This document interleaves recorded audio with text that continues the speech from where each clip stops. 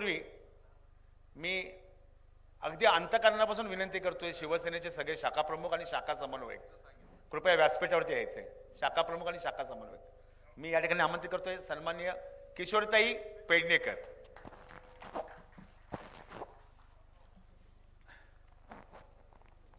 महाराष्ट्राचं आराध्य दैवत छत्रपती शिवरायांना वंदन करून संपूर्ण देशामध्ये मतदानाचा हक्क देणारी आणि आपण सर्व संविधानाला नतमस्तक होणारी ज्यांच्या समोर आपण नतमस्तक होतो ते परमपूज्य डॉक्टर बाबासाहेब आंबेडकर, ज्यांच्यामुळे आज आपण सर्व एक मतानी, एका गटानी किंवा एका विचाराने महाविकास आघाडी म्हणून आज एकत्र आलोय. पण गर्व से कहो हम हिंदू है हे सांगणारे जरी बाळासाहेब आहेत तरी बाळासाहेबांनी आपल्याला हेही शिकवलं की कुठल्याही जाती धर्म पंथाचा तिरस्कार करायचा नाही. असे आमचे शिवसेना प्रमुख मोठे साहेब म्हणजे आमचे बाळासाहेब, आमच्या ह्या चारही विभूतींच्या समोर नतमस्तक होऊन पक्षप्रमुख सन्माननीय उद्धवजी बाळासाहेब ठाकरे आणि ज्यांच्यासाठी आज महाविकास आघाडीची आपण ही पहिल्यांदा म्हणजे फॉर्म भरायच्या आधीची आपली मीटिंग होते, सभा होते, ते म्हणजे उगवता सूर्य ज्याला म्हटलं जातं की उगवत्या सूर्याची ताकद ज्यांनी ह्या संपूर्ण राजकारणामध्ये त्याच्यामध्ये समाजकारण आणून त्यांनी दाखवून दिलंय की होय माझं नाव आदित्य आहे पण मी आदित्य नावासारखा तळपत राहणारा आदित्य आहे. आणि तेच आदित्य उद्धव बाळासाहेब ठाकरे आज आपले उमेदवार आहे.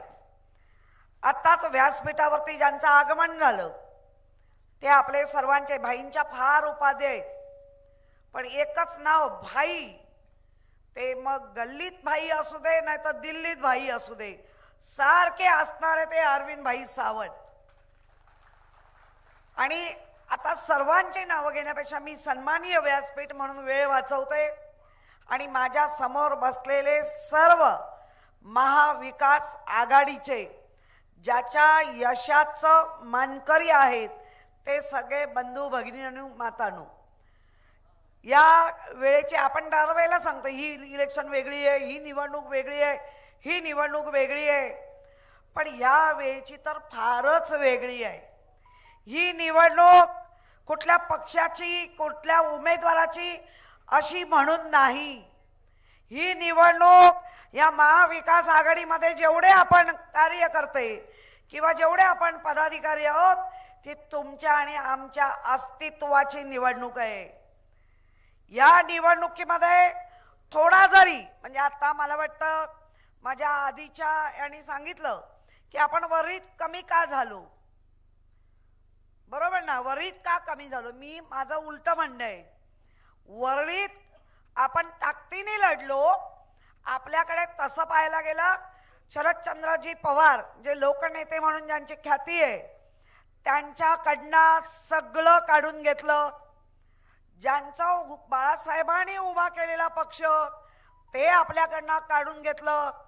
जो काँग्रेसचा प्रमुख नेता राहुल गांधीजी त्यांना तर बंगल्यात ना त्यांची संसद अशी कवच कुंडल काढून घेतलेले, फाईट करून मिळवलेले, हे आपण तीन लोक म्हणजे तीन विचाराची लोक आज एकत्र आलेलो आहे.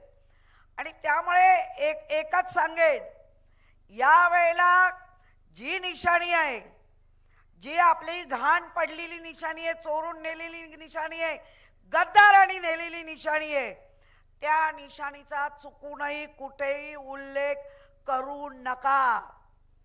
फक्त आणि फक्त मशाल मशाल मशाल.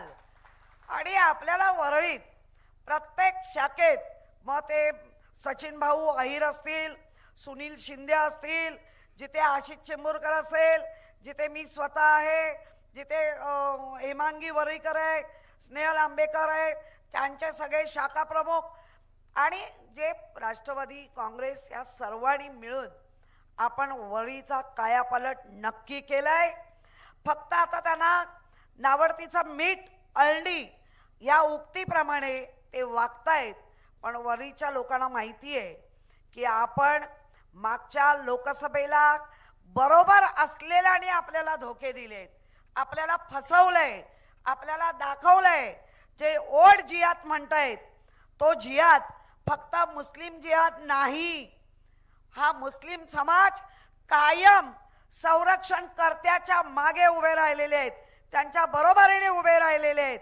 आणि त्यांना कळून चुकलंय या महाराष्ट्रात नव्हे या देशात महाविकास आघाडी मजबूत झाली तर इतरांचे जे मनसुबे चाललेत का आम्ही हिंदू नाही, जो कोण मुस्लिम आहे तो स्वतःचा धर्म नाही, जे ख्रिश्चन आहे ते, प्रत्येक जण आपला धर्म आपली जात पात सांभाळतोय.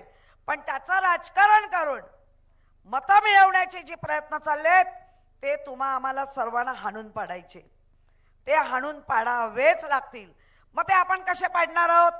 असं ताकदीने जमलो, असे मेळावे झाले, असं हे झालं, अशाने होणार नाही. आपल्याला सर्वांना 2 किंवा 5 यादीवर प्रत्येकाने जबाबदारी घ्या. या एवढ्याच यादीवर मी काम करेन. जर आपण तशा पद्धतीने गेलो तर आणि तरच खऱ्या अर्थाने आपण आदित्य साहेब पास होणार आहेत. कारण हुशार विद्यार्थी आहे, प्रचंड हुशार, त्यांचं काम दिसतंय, बोलतंय. पण तरी सुद्धा आपल्याला बघावं लागेल जी परीक्षेची वेळ आहे ती वेळ मताच्या रूपाने द्यायची आहे. ते नुसतं बोलून संख्येने वाढून होणार नाही. आणि त्याच्यासाठी फक्त आणि फक्त यादी यादी यादी. जसं आदित्य साहेबांनी सांगितलं आता ते सांगतीलच, सगळ्या महिलांना कळेलच की आपला नक्की आपला नेता करणार आहे काय. तर त्याने सांगितलंय, मागच्या कितीतरी वेळा बोललेत, नोकरी नोकरी नोकरी. याचा अर्थ काय होतो? नोकरी म्हणजे काय?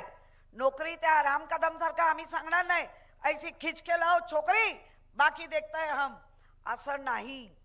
ज्याच्या त्याच्या कुवतीप्रमाणे जे उद्योगधंदे पळवून लावले त्या उद्योगधंद्यांना पुन्हा महाराष्ट्रात वेलकम करणं आणि आपल्या लोकांना त्याच्यामध्ये नोकऱ्यांमध्ये समाविष्ट करणं हा जो उद्देश आपल्या नेत्याचा असेल. त्याचबरोबर आपला नेता, आपला आमदार पर्यावरण ज्याच्यावर इतकं चांगलं त्यांनी काम करत आणलेलं, पण पूर्ण पर्यावरणाचा वाट लावण्याची काम या नालायक लोकांनी केलंय. अर्थात हे जो सोशल मीडिया आहे या मीडियावर आता लोकांना कळतंय की काय काय काय काय लुटमार चालली आहे. मला आजच कळलं कुठेतरी गुवाहाटी म्हणजे पुन्हा बघा, लक्षात ठेवा नियती कशी असते. फार फार परत ताकद दाखवत होता ना, पुन्हा गुवाहाटीला जायची गरज का आणि त्या देवीला का बदनाम करताय. माझी खात्री आहे गुवाहाटीची देवी यावेळेला जो आशीर्वाद देईल तो महाविकास आघाडीच्या लोकांना देईल. कारण त्याचं आहे की प्रामाणिकपणे काम करणारी लोक आज एकत्र झालेली आहेत. त्यामुळे आपल्या सर्व महिला वर्गांना तर मी सांगेन, हे 22 दिवस तुमच्या आमच्या मुलांचं भविष्य ठरवणारे दिवस आहेत. त्यामुळे 22 दिवसात जर आळसपणा आपण केला तर आपल्यासारखे कपाळकरंटे आपणच. आणि महाविकास आघाडीमध्ये आपला उमेदवार किंवा आपले आमदार, आपले आदित्य हे मेरिटमध्ये पास झाले पाहिजे, छोट्या याच्यावरती पास झाले नाही पाहिजे. कारण इथे येणारे कोणतरी म्हणताय सुशीबेन, कोण म्हणताय शायनिंग एनसी, कोण म्हणताय देशी पांडे, अरे काय, आणि कोणतं म्हणताय अंगुठा छाप. त्यामुळे लक्ष द्या, आपला नागरिक जागृत आहे. काय काय आता ह्याच्यावर येत आहे, बीडी चाळमध्ये असेल, NTC असेल, मला वाटतं NTCचे जेवढे प्रश्न भाईनी विचारले असतील तेवढे गेल्या 50 वर्षात कोणी नाही विचारले तेवढे भाईनी प्रश्न विचारलेले आहेत. आणि निश्चित सांगते, या जर महाराष्ट्राचा निकाल नीट लागला तर ह्या स्टेजवर सांगते तेच भाई पुन्हा केंद्रात असतील आणि NTCचा पूर्ण निकाल आपल्या सर्वांसाठी घेऊन येतील एवढी ताकद आपल्या लोकांमध्ये आहे. त्यामुळे आपली ताकद 22 दिवस वापरायची आहे. आपली झोप जी आपण म्हणतो ना, मी दुपारची जरा पडते हो, पडू नका, आता पाडायचं आहे. त्यामुळे दुपारी मी नेहमी सांगते, आता सकाळी 11 ते 2 आणि संध्याकाळी 5 ते रात्री 10 हे 5 बूथमध्ये मी ज्यांना आता आम्ही ठरवतोय, सुनील शिंदे आपले प्रमुख आहेत या संपूर्ण प्रचार यंत्रणेचे, वरून पण आपल्याला काय काय गोष्टी येत आहेत त्या सगळ्या पाळायच्याच आहेत.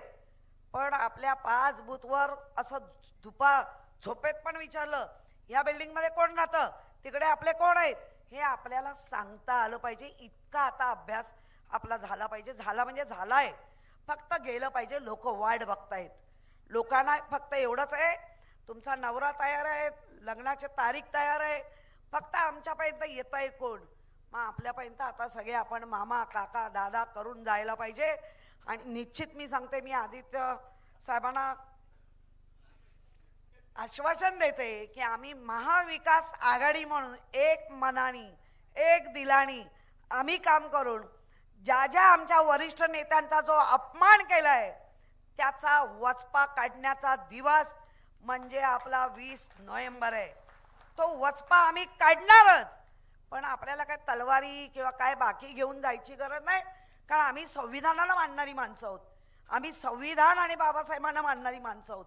त्यामुळे तो वचपा लोकशाहीनी जी आपल्याला इथे शाही लागणार त्या शाहीत ह्यांचं तोंड बुडवायचं आहे. आणि परत कधीच कंबरडं त्यांचं वाढलं नाही पाहिजे, आलं नाही पाहिजे पुढे. हीच वेळ आहे. उद्धवजी नेहमी सांगतात, ही वेळ जर आपण नीच कॅच केली तर पुन्हा आपल्याबरोबर शत्रू नाही. आणि तुम्ही ह्याच्यावरती जाऊ नका. कोणतरी पाठिंबा देतोय, कोण बिनशर्टवाला आलंय, आता बिनशर्ट नंतर काय काय उतरवणार आहे देवाला माहिती. पण त्याच्यावर जाऊ नका. जे आपल्याला आपले आदेश उद्धवजींकडनं येतील त्याच आदेशाप्रमाणे आपल्याला चालायचं आहे. तोपर्यंत सर्वांनी अर्जुनासारखं राहायचं आहे. आमचं एकच लक्ष, एकच वेध घेणार, आणि तो म्हणजे आजूबाजूला जे आलेत उपरे त्यांचा वेध घेऊन आदित्यांना बहुमताने विजयी करणार. आपली निशाणी काय? आपली निशाणी काय? आपण सांगणार काय? आपण सांगणार काय? करा विशाल. धन्यवाद किशोरीताई. या सभागृहामध्ये अब्रार शेख मायनॉरिटी तालुका अध्यक्ष राष्ट्रवादी, महेंद्र गुप्ता वाहतूक सेल तालुका अध्यक्ष, सुदर्शन खंडागरे युवक तालुका अध्यक्ष राष्ट्रवादी, त्याचप्रमाणे शहीदा शेख काँग्रेस, वसंत सावंत, अशोक साळुंके, उल्हास डोईपडे, नरेश गायकवाड, विलास व्याहेरीकर व संजय कांबळे हे देखील या ठिकाणी उपस्थित. त्यांचे मनापासून स्वागत.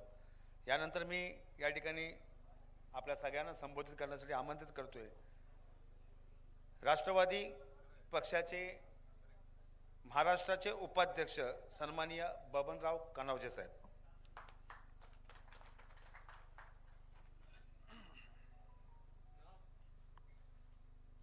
वरळी मतदारसंघातील महाविकास आघाडीच्या या 2024च्या निवडणुकीतील पहिल्याच मेळाव्याला उपस्थित असलेले आपल्या सर्वांचे लाडके खासदार अरविंदभाई सावंत,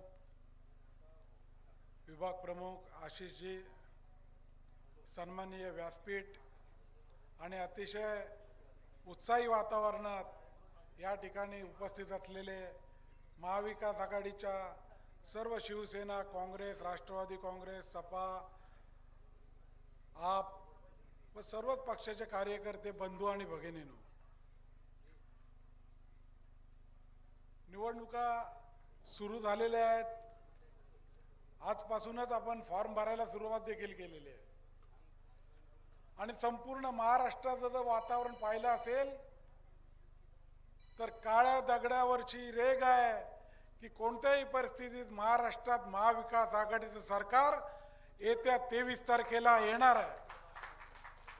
23 नोव्हेंबरला महाराष्ट्रात महाविकास आघाडीचं सरकार पुन्हा एकदा येणार आहे. आणि म्हणूनच आपली जबाबदारी सर्वात जास्त आहे या वरळी मतदारसंघाची. बंधू आणि भगिनींनो, वरळी मतदारसंघामध्ये सन्माननीय आदित्य साहेब उमेदवार आहेत. मी जबाबदारी याच्यासाठी म्हणतोय की आदित्य साहेब तुम्हाला पूर्ण वेळ फिरणार नाहीत, इकडे वेळ देता येणार नाही त्यांना.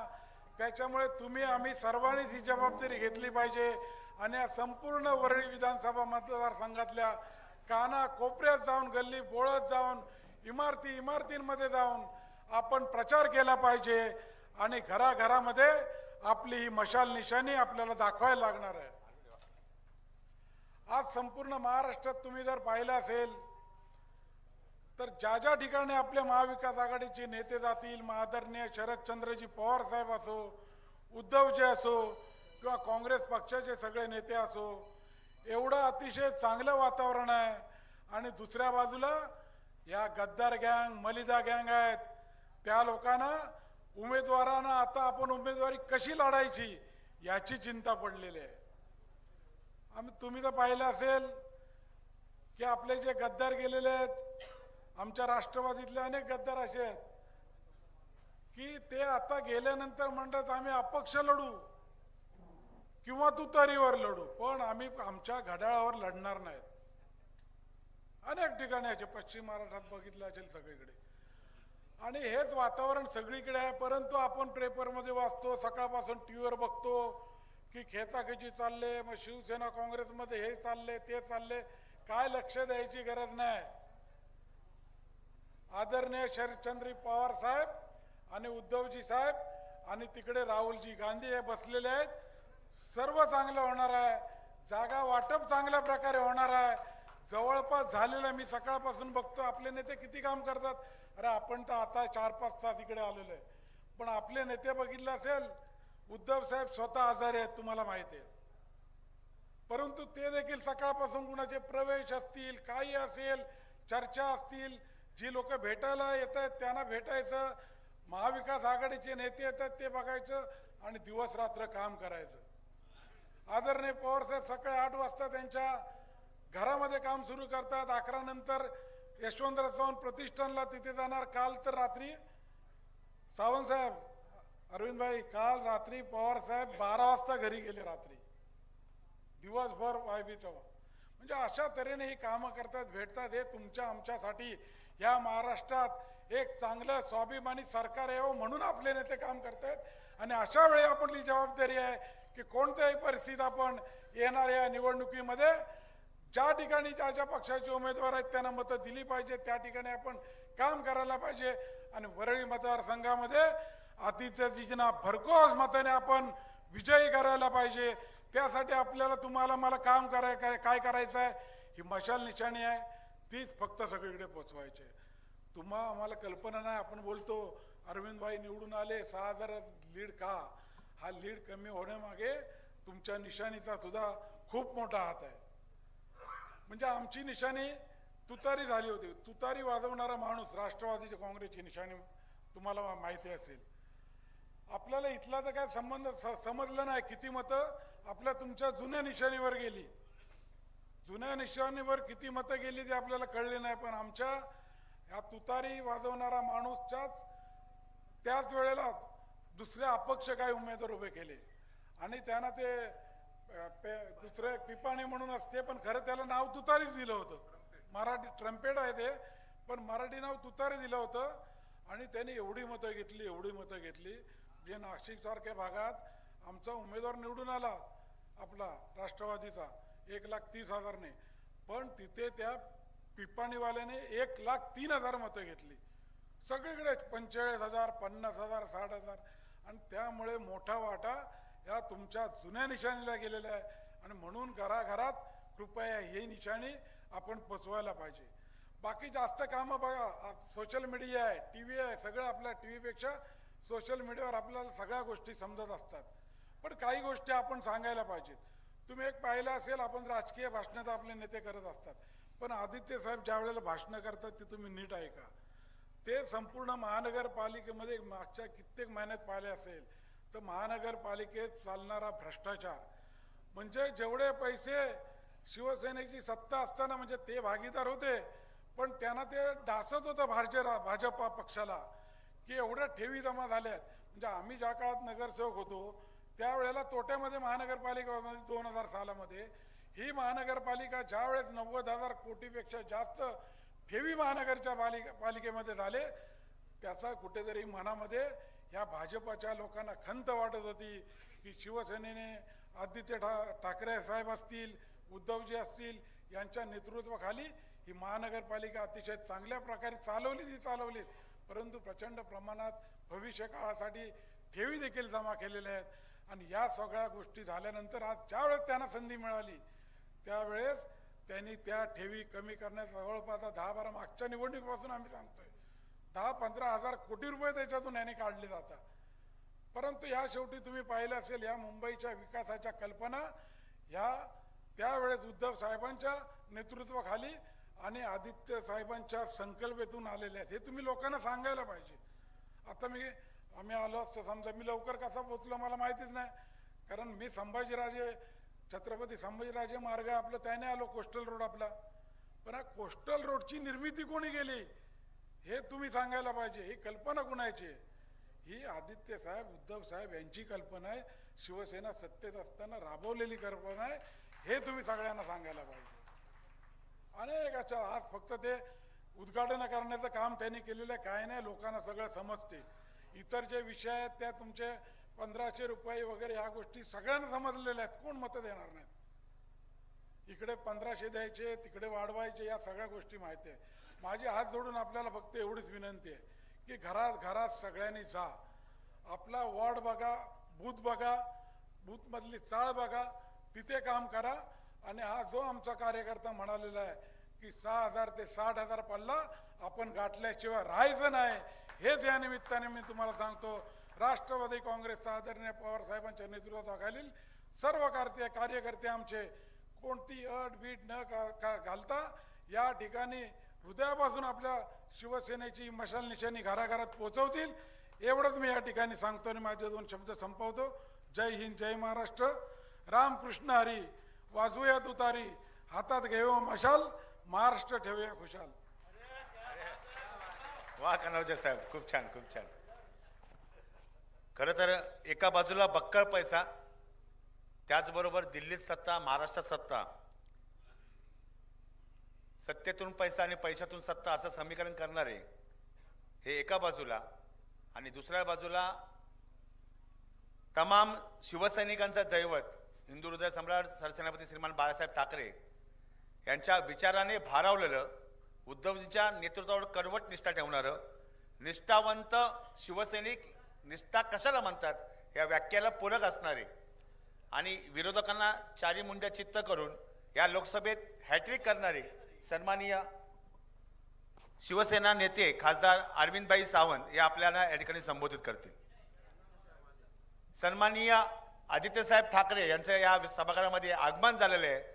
सर्वांनी जागेवर उभं राहून आपण आदित्य साहेबांचं प्रचंड टाळ्याच्या सहर्षात स्वागत करायचं. तुमच्या आमच्या सगळ्यांचं आशास्थान सत्वरी भूवरी ग अंबे, सत्वरी भूवरी, सत्वरी भूवरी ग अंबे, सत्वरी भूवरी.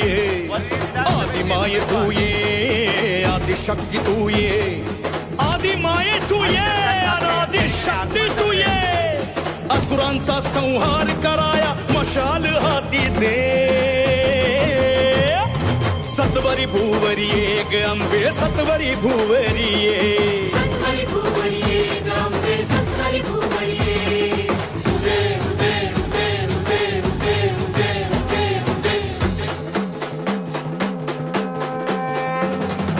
दुष्ट मातले भारतयांचे मर्दन करण्याये, दुष्ट मातले भारतयांचे मर्दन करण्याये. अत्याचारी दैत्यांपासून अभय आम्हाला दे, अत्याचारी दैत्यांपासून अभय आम्हाला दे. पाप वाढले घोर जाळण्या मशाल हाती दे. सत्वरी भूवरी ग अंबे, सत्वरी भूवरी, सत्वरी भूवरी ग अंबे, सत्वरी भूवरी.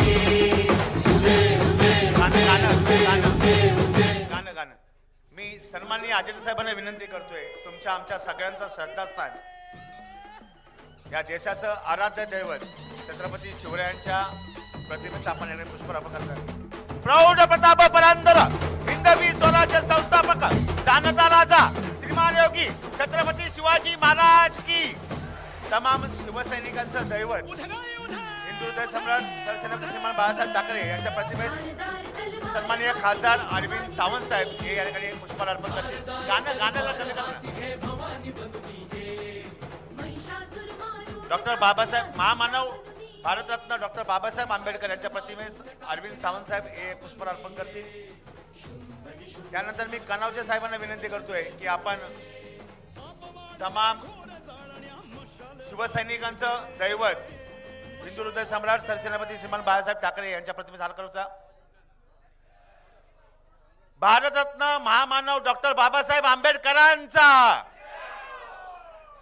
मी किशोरताईंनी महासाहेबांच्या प्रतिमेसाठी पुष्पहार अर्पण केलेले आहे.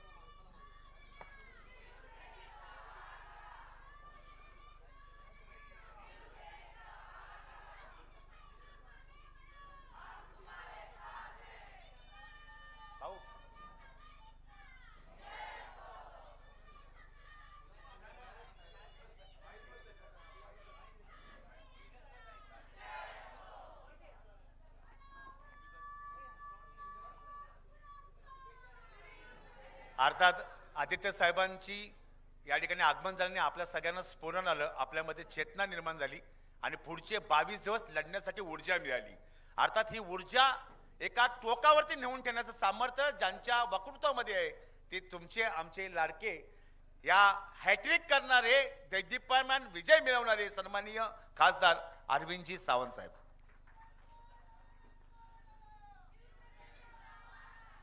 घोषणा अशा नाही द्यायच्या, त्या वाघाच्या घोषणा वाघासारख्याच वाटल्या पाहिजे.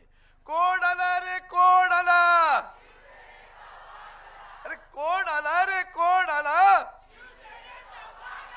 धन्यवाद. महाराष्ट्राचा आराध्य दैवत छत्रपती शिवराय, भारतरत्न संविधान करते परमपूज्य डॉक्टर बाबासाहेब आंबेडकर आणि तुमच्या आमच्या धमन्यांमध्ये संघर्ष शिकवला, अन्यायाच्या विरुद्ध लढायला शिकवलं. महाराष्ट्राचा स्वाभिमान ज्यांनी दिला ते वंदनीय हिंदू हृदय सम्राट शिवसेना प्रमुख श्रीमान बाळासाहेब ठाकरे. तो आम्हा सर्वांच्या लाडक्या स्वामीनाताई ठाकरे यांना आदरांजली वाहतो. आणि आज वरळी विधानसभेत त्या उद्याच्या निवडणुकीच्या निमित्तानं आजकाल सध्याकडे सूर्य पूर्वेकडून पश्चिमेला मावळतो, तसं आता इथं महायुती मावळायला आली आहे आणि सूर्य उगवायला आदित्य इथं आलाय. त्याच आदित्यजींचं पहिल्यांदा स्वागत करतो. त्यांच्या नावाचाच अर्थ सूर्य आहे. पण आज एक गोष्ट सांगेन फक्त, कारण लोकसभेच्या निवडणुकीत मी अनुभव घेतला. त्या अनुभवातनं आपण शहाणपण शिकलं पाहिजे.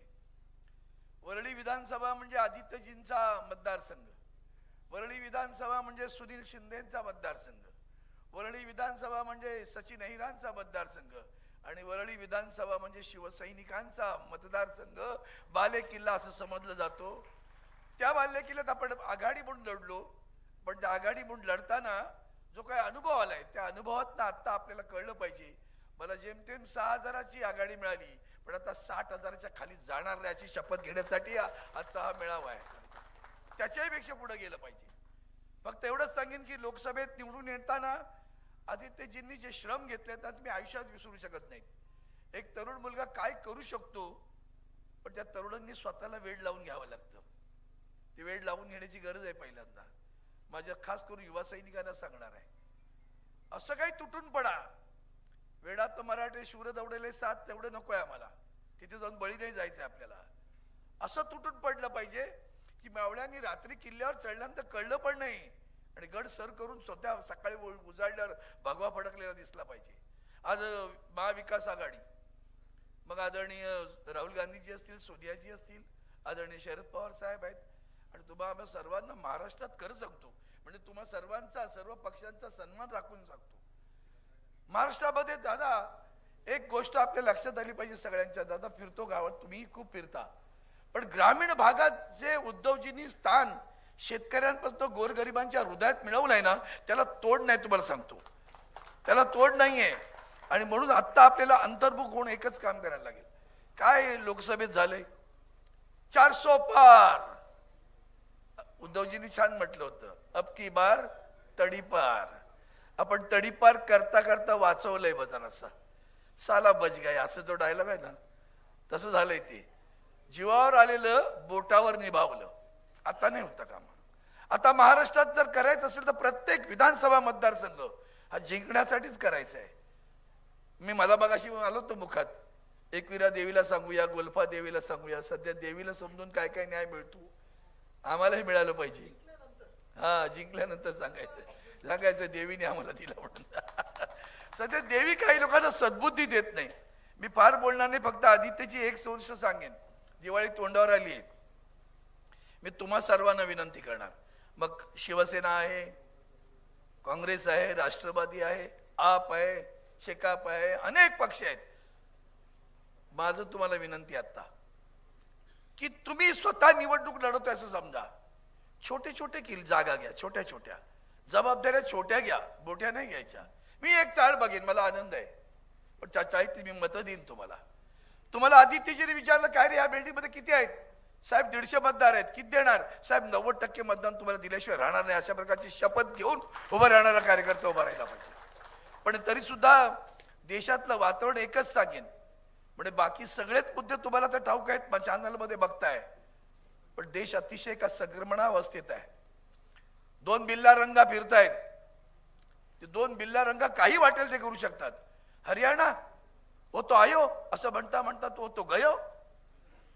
आयो म्हणतो ना, आयो म्हणतं गयो कैसं? गयो म्हणजे आपल्या जातीपातीचे लढे उभे केलेत, लक्षात घ्या. त्यातून पहिलं सावध व्हा. आणि मग अपक्ष उभे करायचे एक एक जातीपातीचे. हा काय 500 गेल, 1000 गेल, 1500 गेल, पैसे द्यायचे त्याला. जा उभा राहा उभा. 500 घेतले तरी हरकत, एवढे घे आणि उभा राहा. हे जे राजकारण आहे समजून घ्या. महाराष्ट्र दुभंगला नाहीये, विखुरला आहे. आणि म्हणून ती मला जास्त काळजी वाटते. वंदनीय शिवसेना प्रमुखांचा विचार जो आदरणीय उद्धवजींनी परवाच्या सभेत पुन्हा एकदा सांगितला, ब्राह्मण तर मराठेतर 96 कुळी 92 कुळी, उच्च नीच दलितेतर, खाटी कोकणी स्पृश्य सारे भेद गाडून मराठी माणसा उभा राहा. हा विचार वंदनीय शिवसेना प्रमुखांनी दिला. तो पुन्हा आदरणीय उद्धवजींनी उद्घृत केला. तो महाराष्ट्राच्या स्वाभिमानासाठी केलाय. हा आपल्याला समजतोय की नाही मला कळत नाही. महाराष्ट्र विकला जातोय, महाराष्ट्र लाचार होतोय, महाराष्ट्राकडनं सगळंच जाते. मला आदित्यजींचं कौतुक वाटतंय. या वयात डावोसला गेल्यानंतर करार तर केलेच त्यांनी. ते नेहमी सांगत असतात, महापालिकेचं सांगतात, आणखी नाही बोलतील. पण मला तुमचं मोठं कौतुक एक मोठं आहे. ते कौतुक तुम्हाला सांगतो, वेगळं आहे. तुम्ही डावोसला दिग्गजांबरोबर बसला होता. तुम्ही दावोसला जगातल्या दिग्गजांबरोबर बसले होते पर्यावरणाच्या विषयावर. तेव्हा मला तुमचं कौतुक वाटलं. एक तरुण मुलगा इतक्या जगातल्या विद्वानांना भिडला नाही, त्यांच्यावर मात करून त्यांना दाखवून दिलं की काय तेज आहे या माणसामध्ये. ते तेज वरळीकरांना सापडलंय. त्या सूर्याचा प्रकाश तुमच्या घरात घ्या रे, खिडक्या नका बंद करू. सूर्य उभा आहे, खिडक्या उघड्या करा, सूर्य तुमच्या घरात येईल. एवढंच सांगतो. फक्त एकच सांगतो, जाताना दिवाळीच्या निमित्तानं गणपतीच्या वेळेला आमचे गेले होते सर्वोच्च न्यायालयाचे सरन्यायाधीश, त्यांच्यावरून मी एक कविता केली होती. ती 4 ओळी फक्त वाचतो. ती कविता अशीच होती. ती सरन्यायाधीश गेले आरतीला. घाबरत नाही होणार. मी बघतोय माझ्यावर शिव मोठं केस करतात का? मी तर परवाच करत नाही आता त्याची, अजिबात नाही. म्हटलं मी आरतीला गेले तेव्हा म्हटलं, ही आरती नाही पेटली, न्यायालाही चूड लागली.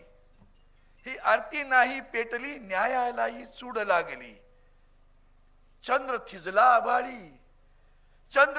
आभाळी, सत्तेचा झाला ओशाळी. त्या सत्तेच्या ओशाळी सरन्यायाधीशांकडे आम्हाला काय न्याय मिळणार? आणि म्हणून न्याय द्यायचा असेल तर तुम्ही सर्व सरन्यायाधीश, या न्यायाधीशांनी उद्याच्या निवडणुकीत न्याय द्या आणि दाखवा त्यांना की इथे आदित्यजी ठाकरे जे उभे आहेत ना, तोच आम्ही दिलेला न्याय आहे आणि तोच महाराष्ट्राचा न्याय आहे. तो न्याय देण्यासाठी तुमच्या हातात पुन्हा एकदा 88 साली मी एक अंक लिहिला होता. त्यामध्ये 88ला पुण्यात अधिवेशन झालं होतं. तेव्हा अंक लिहायला सांगितलं होतं. मी मशाल नावाचा अंक लिहिला होता. आपण अख्खा अंक मी लिहिला होता. त्याचं नाव मशाल होतं आणि साहेबांनी निशाणी पण आपली मशाल होती. मोठ्या साहेबांनी तेव्हा जोरदार घोषणा केली होती. तीच मशाल पुन्हा तुमच्या हाती आली आहे. ती मशाल घ्या, ती मशाल पहिली उरात पेटवा, सुरात गा आणि घराघरात पेटवा. एवढीच आपल्याला विनंती करतो आणि आपली रजा घेतो. जय हिंद, जय महाराष्ट्र, वंदे मातरम. धन्यवाद भाई. आणि ज्याची आपण आतुरतेने अगदी मनापासून वाट पाहत होतो त्या क्षणाकडे आपण पोहोचतोय. मी या ठिकाणी आपल्या सगळ्यांना मंत्रमुग्ध करण्यासाठी आदरणीय शिवसेना नेते, युवासेना प्रमुख आदित्यसाहेब ठाकरे यांना आपल्या सगळ्यांना या ठिकाणी संबोधित करण्याची विनंती करतो.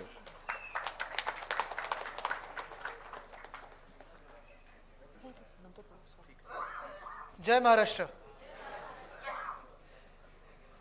मला वाटतं गेले 2-2.5 वर्ष वरळीकरांना सगळ्यांना मी त्यांच्या गल्लीमध्ये, हाऊसिंग सोसायटीमध्ये, मैदानामध्ये भेटत असतो. असा मेळावा आपण खूप दिवसानंतर घेतलेला आहे आणि आनंद होतो सगळ्यांना बघून. आज मंचावर आपल्या सगळ्याच पक्षाचे, महाविकास आघाडीतले सगळे मित्र पक्ष आहेत जे आपल्या सोबत गेले 2 वर्ष राहिले आणि खरोखर कौतुक करणं देखील गरजेचं आहे. कारण आपल्या सर्वात कठीण काळात हा महाराष्ट्र आपल्या सोबत उभा राहिला, उद्धव साहेबांच्या सोबत उभा राहिला आणि तसंच आपले मित्रपक्ष देखील आपल्या सोबत उभे राहिले.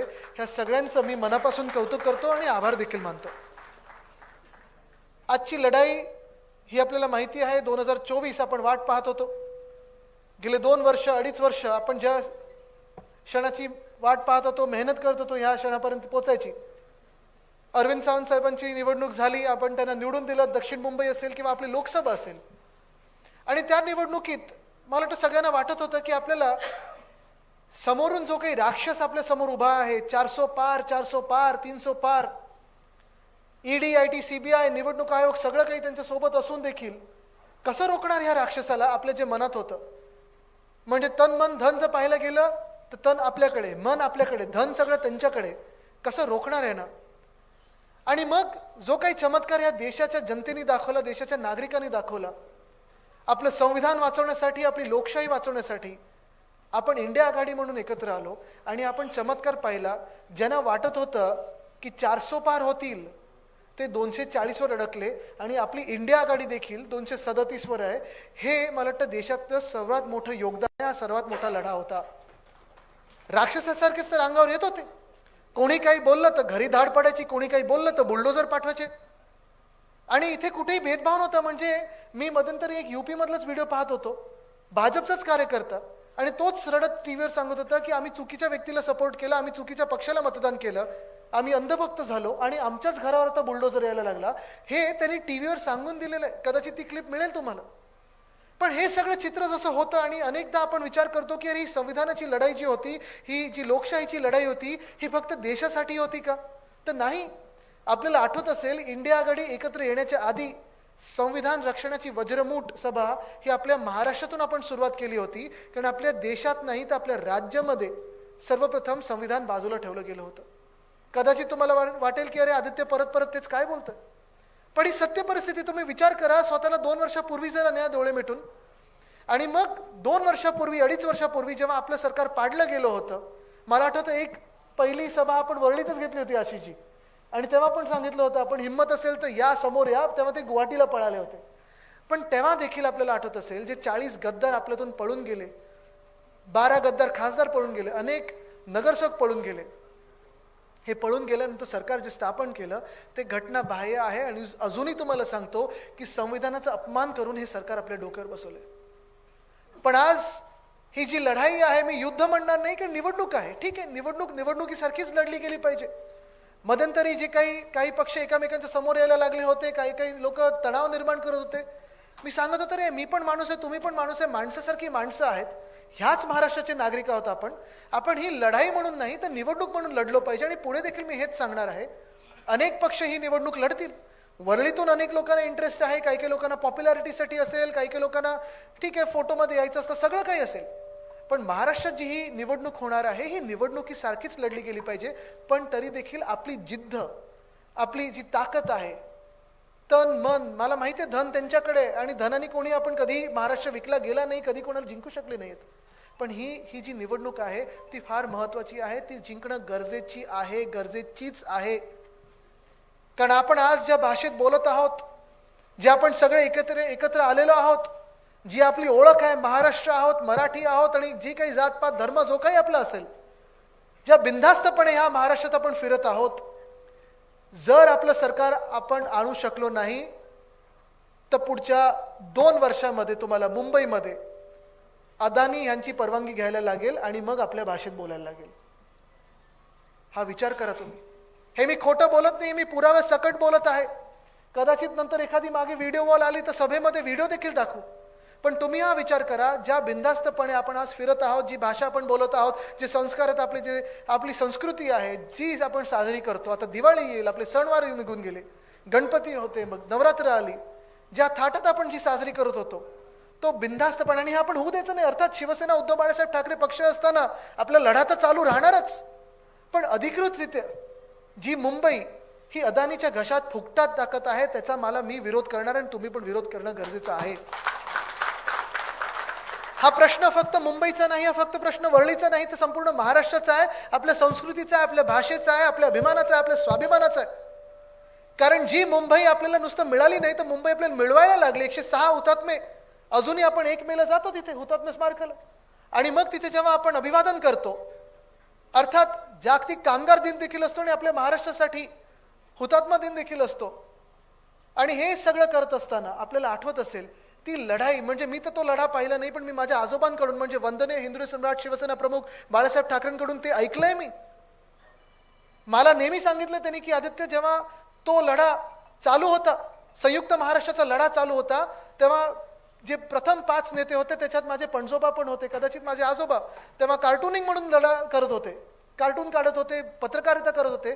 पण तीच भूमिका माझ्या आजोबांमध्ये आली, माझ्या वडिलांमध्ये आली, माझ्यामध्ये आलेली आणि आपल्या सर्वांमध्ये आली आहे. आणि म्हणून ही मुंबई असेल, ज्या मुंबईने आपले निकाल आपण पाहिलं असेल, खरं तर 5-1 असा तो निकाल होता. 1 सीट आपली चोरली, आपण लढतोय लोकसभेत, पण मग त्याच्यानंतर पदवीधर असेल, शिक्षक मतदारसंघ असेल, सेनेटची निवडणूक असेल, आपण वाट पाहत आहोत या विधानसभेची. कारण ही मुंबई असेल, हा महाराष्ट्र असेल, आपल्या हातातून हा जाता कामा नये. कदाचित हे लोक नाटकं करत असतील की अरे आम्ही पण तुमचेच आहोत, आम्ही हे केलं ते केलं, काय केलं हे नक्की दाखवा. आज आपण विचार करणं गरजेचं आहे की टोल जेव्हा मुंबईत येतो तेव्हा टोल भरायची जी आपल्यावर एक वेळ यायची, कदाचित एकनाथ शिंदेनी आपल्याला सांगितलं असेल, बघ तुमचा टोल काढला आम्ही, 45 रुपये होते, 50 रुपये होते, काढले. ठीक आहे, कदाचित आपल्या खिशातून 50 रुपये होते, ते टोल बंद व्हायलाच पाहिजे होते. ती कंपनी ती आता काही मला ऐकू आलं की 800 कोटी रुपये पण जास्ती दिलेत की काय, ते सगळं वेगळं गोष्ट आहे. पण एका बाजूला आपल्याला वाटतं की आपल्याला खूप मोठी एक सवलत मिळालेली आहे, सूट मिळाली आहे, 50 रुपये आपल्या खिशातून जात आहेत, ते बंद झाले. पण दुसऱ्या बाजूला तुम्ही विचार केला पाहिजे की ह्या मुंबईमध्ये आपल्याला न विचारता, निवडणुका न घेता, महानगरपालिकेच्या निवडणुका न घेता, तुम्हा आम्हाला न विचारता ह्या मुंबईचे 1080 एकर अदानी समूहाच्या घशात फुकटात घातलेले आहेत, फुकटात घातलेले आहेत. आणि ह्याच्यात घरं मिळणार आहेत तुम्हाला आम्हाला कोणाला, तर आपल्याला नाही मिळणार, कारण आपल्याला ही घरं परवडणारच नाही आहेत. परवडणार नाही तर सोडा. काही काही सोसायटीमध्ये आता हे पण सांगायला लागले की आम्हाला मराठी माणसं नको आहेत, काही काही सोसायटीमध्ये आम्हाला हे सांगायला लागलेत की तुम्ही कुठच्याही भाषेचं बोलत असाल, कुठच्याही जातीचे असेल, कुठच्याही धर्माचे असाल, आम्हाला नॉनव्हेज खाणारी माणसं नको आहेत. पण आज आपण पाहतोय ह्या राज्यामध्ये, ह्या महाराष्ट्रामध्ये, ह्या मुंबईमध्ये जेव्हा 1080 एकर अदानी समूहाच्या घशात घालतात, तर तुम्हाला कदाचित वाटत असेल की अरे आदित्य तुमचा का ह्याला विरोध आहे, उद्धव साहेब का विरोध करतात, आदित्य तू का विरोध करतोय, आपला पक्ष का विरोध करतोय. कदाचित आपण पण सेटल होऊ शकलो असतो यांच्यासारखे, पण आपण सेटल होऊ शकत नाही. कारण मुंबईवर तुम्ही तुमचा जर मालकी हक्क गाजवायला गेला तर ही मुंबई अदानीची नाही, माझ्या मुंबईकराची आहे, सामान्य माणसाची आहे. ही मुंबई माझ्या कामगारांची आहे, ही मुंबई माझ्या विद्यार्थ्यांची आहे, ही मुंबई जे रोज इथे मेहनत करतात, कष्ट करतात, महिला असतील, पुरुष असतील, तरुण असेल, युवा असेल, युवती असेल, वयस्कर लोक असतील, ही त्यांची मुंबई आहे. आणि त्यांचाच आवाज या मुंबईत चालला पाहिजे, दुसऱ्या कोणाचा ह्या मुंबईत आवाज चालणार नाही. ही मुंबई आपल्या लोकांची आहे आणि ती आपलीच राहिली पाहिजे.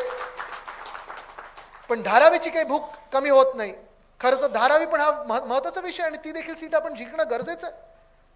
आज आपण पाहतोय धारावीचा लढा शिवसेना उद्धव बाळासाहेब ठाकरे पक्षाने दिलेला आहे, उद्धव साहेबांनी दिलेला आहे, आपण सर्वांनी दिलेला आहे, महाविकास आघाडी म्हणून दिलेला आहे. कदाचित आपल्या काळात जर हे टेंडर आलं असतं तर मी हे स्पष्टपणे सांगतो, कदाचित अदानी जिंकू शकले असते, कोणी दुसरं जिंकू शकलं असतं. पण धारावीचा जो विषय तो मी समजून तुम्हाला सांगतोय, कारण आज आपली ही बैठक आहे, महाविकास आघाडीच्या कार्यकर्त्यांची बैठक आहे. तुम्हाला समजायला पाहिजे की आपण कशासाठी लढतो. मूळ धारावी आहे 300 एकर, त्याच्यात झोपड्या आहेत, त्याच्यात मायक्रो इंडस्ट्रीज आहेत. आणि ती धारावी 300 एकरमध्ये आपल्याला पुनर्विकास करायचा असेल तर काही अधिकची जागा लागणार, कारण ट्रान्झिट कॅम्प गरजेचे आहेत. म्हणून रेल्वेची लँड घेतली, म्हणून टाटा पॉवर रिसिव्हिंग स्टेशनची लँड घेतली. ही जमीन जे सगळं एकत्र केलं तर 540 एकर ह्या त्या अदानी समूहाला मिळतात, कारण तिथेच तो पुनर्विकास झाला पाहिजे. पण झाले काय आता? तो पुनर्विकासाच्या टेंडरमध्ये एकनाथ शिंदेच्या सरकारने स्टेअरकेस प्रीमियम माफ केला, ओपन स्पेस प्रीमियम माफ केला. TDR जर तुम्हाला कोणाला इथे सेल्फ रिडेव्हलपमेंट किंवा डेव्हलपमेंट वगैरे करायचं असेल, बिल्डिंग बांधायची असेल, घरासाठी जो तुम्हाला ट्रान्सफरेबल डेव्हलपमेंट राईट म्हणजे अधिकचे मजले बांधण्यासाठी TDR लागतो, तो अधिकार आता ना मुंबई महानगरपालिकेकडे, ना नगरविकास खात्याकडे, ना या राज्य सरकारकडे, कोणाकडे आहे? तर अदानीकडे आहे. पहिले 50% तुम्हाला अदानीकडून घ्यायला लागतील का? कधी कोणी त्यांना सरकार बनवलं ह्या राज्याचं? कोणी त्यांना हे सरकार बनवलं? आपल्या मुंबईचं कोणी अधिकार दिलेत हे सगळे? हेच नाही तर 50% तुम्हाला द्यायची की नाही हे ते ठरवणार, कुठच्या रेटला द्यायचे हे ते ठरवणार, आणि मग जमलं तर तुम्ही त्यांच्याकडून घ्यायचं. बरं, हे 540 एकर आणि ह्या सवलती जर कमी पडत नसतील तर त्याच्याही पुढे जाऊन आज आपण पाहतोय मुलुंडमध्ये असेल, कुर्ल्यामध्ये असेल, कांजूरमध्ये असेल, भांडूपमध्ये असेल, विक्रोळीत असेल, मड आयलंडमध्ये. आज मड आयलंडमध्ये जे 140 एकर दिले हे एकंदर जर पाहिलं तर परत ते पण 540 एकर होतं, म्हणजे 1080 एकर या मुंबईचे फुकटात अदानीला जेव्हा देतो आपण. तुम्ही मला सांगा, 1 इंच तरी तुम्ही ह्या मुंबईचा स्वतःच्या खिशाच्या पैशातून आज घेऊ शकता का? इथे आजूबाजूला फ्लॅट घेऊ शकता का? नाही परवडणार. पण हे जे फ्लॅट देणार ह्यांचे लोक आणून बसवणार, आणि मग मराठी माणूस नको, मुंबईकर नको, अमुक जात नको, अमुक धर्म नको. तुम्ही कधी सरकार बनलात? कोणी सरकार बनवलं तुम्हाला? जर निवडणुका जिंकून तुम्ही सरकार बनवू शकत नाही तर फुकटात तुम्ही त्यांच्या घशात ह्या सगळ्या जागा टाकून सरकार बनवता. मड आयलंडमध्ये जे तुम्ही 140 एकर दिले, मडमध्ये ते अक्सा आलं, एरंगळ आलं, सगळं आलं, तिथे कोळीवाडे आलेत. ते कोळीवाडे देखील आज त्यांनी अदानीच्या घशात टाकलेले आहेत. मान्य कोणाला इथे? आणि हेच जर आपल्या हातातून काढत असतील तर मी परत तुम्हाला सांगित की मुंबईतली प्रत्येक सीट आणि महाराष्ट्रातली प्रत्येक सीट ही महत्वाची आहे. ही याचसाठी आहे कारण एका बाजूला 1080 एकर अदानीच्या घशात घालत असताना दुसऱ्या बाजूला तुम्ही लक्षात घ्या डाव काय खेळला जातोय. ही मुंबई महानगरपालिका असेल तर तुम्ही महापौर राहिलेले आहात, किशोरीताई तुम्ही राहिलेले आहेत, हेमांगीताई तुम्ही उपमहापौर राहिलेले. तुम्हाला माहिती आहे मोठे प्रस्ताव जेव्हा येतात ते इम्प्रूव्हमेंट कमिटीमध्ये येतात, नगरसेवक त्याच्यावर विचारविमर्श करतात, चर्चा करतात आणि मग तिथे पास झाल्यानंतर हे जनरल बॉडीमध्ये येतं. पण आज नगरसेवक नाहीत, आज मुंबईकर नाहीत, तिथे प्रशासक बसवलेले आहेत, एकनाथ शिंदे बसलेत डोक्यावर. आणि हेच करत असताना आपल्या मुंबईमध्ये 3 मोठे भूखंड हे पुन्हा एकदा कुठच्या तरी बिल्डरला देणार. कुठचे ते भूखंड? पहिलं आहे छत्रपती शिवाजी महाराज मंडई. तिथे वर्षानुवर्ष पिढ्यानपिढ्या मासे विकणारी लोक, आपले कोळी बांधव असतील, मासे विक्रेते असतील, बसायचे. पण आज पियुष गोयल साहेबांसारखे लोक आपल्या मुंबईत आलेत. मासे दिसले की नाकावर हात येतो, रुमाल येतो. त्यांना मासे तिथे बघायचेच नाहीत, दक्षिण मुंबईत त्यांना मासे दिसायचेच नाहीत. म्हणून तिथून आता मासे विक्रेते हलवणार आणि पलीकडे कुठेतरी टाकणार. कशासाठी? आपलं सरकार आल्यानंतर ही भूमिका आपण रद्द करायची आहे आणि मासे विक्रेत्यांनाच पुन्हा एकदा तिथे छत्रपती शिवाजी महाराजमध्ये बसवायचं, मंडईत बसवायचं. पण दुसऱ्या बाजूला इथे वरळीतले ॲस्फॉल्ट प्लांट देतात, मलबार हिलमधला BST रिसिव्हिंग स्टेशन देतात. आणि हेच सगळं काही पुरे नसताना म्हणजे तुम्ही बघा हे 3 भूखंड परत कोणाला जातील? ते गब्बर सिंग सारखं ते झालंय. आणि तिसरी गोष्ट म्हणजे आता तुम्ही बघा, आज पत्रकार परिषद घेतली, इथे येण्याच्या आधी पत्रकार परिषद घेतलेली आहे.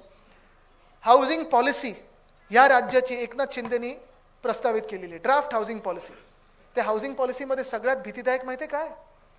एकनाथ शिंदेच्या प्रमाणे आपले जे कोळीवाडे आहेत, कोळीवाडे सगळे घ्यायचे त्यांना. मग बधवर पार्कचं असेल कुलाब्यामध्ये, मग आपल्या वरळीतलं असेल, मग बँड्रा वेस्टमधलं असेल खारदांड्याचा, सायनमधलं असेल, धारावीतलं असेल, वर्सोवातलं असेल, अंधेरीतलं असेल, हे सगळे कोळीवाडे त्यांना घ्यायचे आहेत आणि त्यांना क्लस्टर डेव्हलपमेंटमध्ये टाकायचं आहे. क्लस्टर डेव्हलपमेंटमध्ये. सुनीलजी कसं चालणार हे? तुम्ही मला सांगा. सचिन भाऊ आपण देखील सरकारमध्ये अनेक वर्ष काम केलेलं आहे. पण हे क्लस्टर डेव्हलपमेंट म्हणजे माहिती आहे तुम्हाला काय होणार आहे?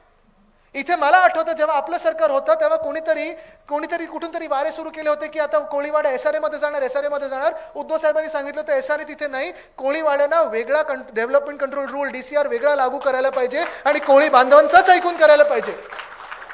त्या अनुषंगाने मी 2-3 बैठका घेतल्या होत्या. पालकमंत्री असताना 2-3 बैठका घेतल्या होत्या. सीमांकन आपण करत होतो कोळीवाड्यांचं.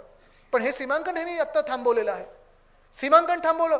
त्याच्यानंतर आता सांगतात क्लस्टर डेव्हलपमेंट. क्लस्टर डेव्हलपमेंट म्हणजे तुम्ही विचार करा, क्लस्टर डेव्हलपमेंट असं होणार की जे आत्ता एकरांवर कोळीवाडे बसलेले आहेत, बंगल्यांसारखीच आपली घरं आहेत, चांगली प्रशस्त घरं आहेत, काही काही लोकांनी वरती मजले बांधलेले आहेत. पण हे सगळं जे एकरांवर कोळीवाडे आहेत ते आता एकरांवर तुम्हाला तर मोजमाप त्याचं स्क्वेअर फुटात करायला लागणार. एक बिल्डिंग कुठेतरी कोळी बांधवांसाठी बांधणार, त्याच्यात सगळ्या कोळीवाड्यातले लोक ते एक बिल्डिंग मध्ये कोंबणार, 2 बिल्डिंग मध्ये कोंबणार, आणि बाकीची जी जागा आहे ती सबका मालिक एक. हे मान्य आहे तुम्हाला? आहे मान्य? आणि हे फक्त आपल्या वरळीसाठी नाहीये, हे महाराष्ट्रात जिथे जिथे 7 जिल्ह्यांमध्ये कोळीवाडे आहेत आणि कोळी बांधव आहेत आणि गावठाणं असतील, मग ईस्ट इंडियन जी लोकांची गावठाणं असतील, आपले वेगळे वेगळे समाज जे गावठाणात राहतात, ह्या गावठाणातल्या लोकांसाठी क्लस्टर डेव्हलपमेंट म्हणजे SRAचं दुसरं गोंडच नाव हे क्लस्टर डेव्हलपमेंट आहे.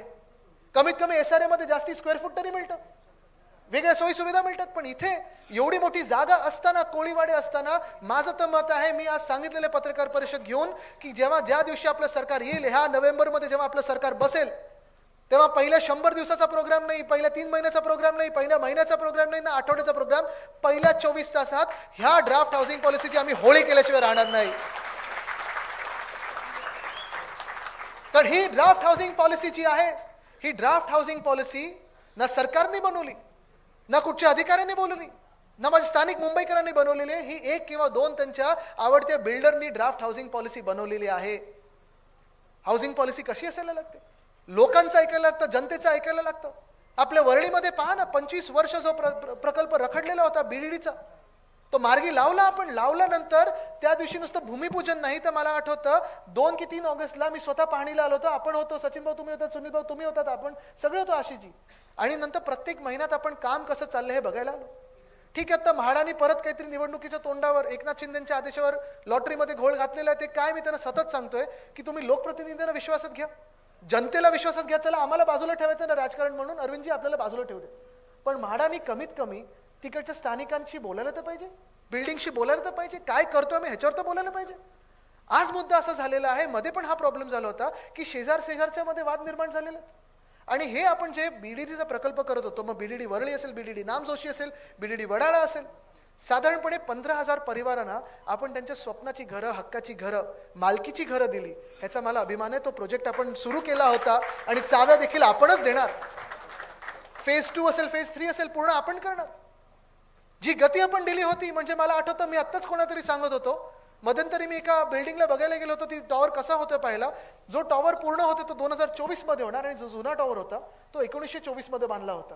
म्हणजे 100 वर्षाचं अंतर होतं आपल्यामध्ये आणि आपण तिथे उभे होतो. पण BDDचं आपण पाहिलं तर 500 स्क्वेअर फुटाची घरं ह्या मुंबईमध्ये, मूळ मुंबईकरांना, तुम्हाला जे पिढ्यानपिढ्या इथे राहत आहोत, आपण 160 मधून 500 स्क्वेअर फुटामध्ये जातोय. हे एका व्यक्तीमुळे झालं, ते उद्धव बाळासाहेब ठाकरे आहे. त्याच्यात सोबत अर्थात त्याच्यात सोबत आता मी घेतो, सोबत आहे आपले सगळे पदाधिकारी आहेत, स्थानिक शिवसैनिक होते, BDDच्या समित्या होत्या, सगळ्या पक्षांच्या समित्या होत्या. पण आपण तो प्रोजेक्ट मार्गी लावला.